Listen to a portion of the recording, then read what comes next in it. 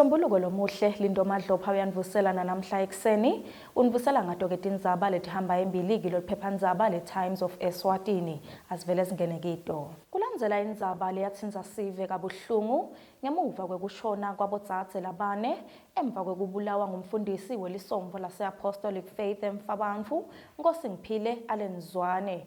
Imbiko lemisha ikhomba kutsi make wakhe Alice Shabangu uthi ngeke ambhatalele ibheyili umfana wakhe futhi ufuna umthetho uthatha indzawo yawo kulesijeziso sakhe. Shabangu uphindze wacela emalunga elisomvo ukuthi angacali ema-donations noma anikele ngemali yekukhokha ibheyili yemfana wakhe njengoba kwalahleka imphefumulo kabuhlungu.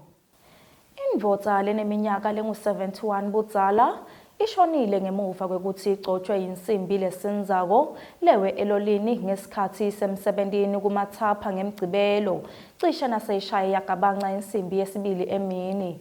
Ngekusho kwemibiko letfoliwe umufi bekasebenta enkampanini yase-Diesel Services Property and Framing. Solo-ke uhlelisene nathi sichubeka nato tindzaba.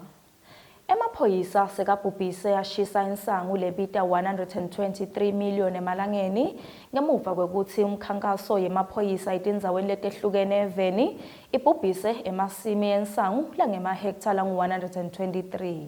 Sibhedlela noma-ke inhlangano yase-Luke Commission TLC seyibuyele enkantolo lephakeme lapho isola khona tisebenti tayo letimbili letingasasebenti ye-TLC ngekuchubeka nekushicilela kanye nekusabalalisa tintfo tsite ngalesibhedlela etinkhundleni tekuchumana nanome kunesincumo sesikhashana senkantolo lesibavimbela ekwenteni njalo. Ngalotwa-ke ngwane lomuhle sithi shasi tibeka lapho ngandishaya nesimo selitulu nibe nelanga lelihle nisale kahle.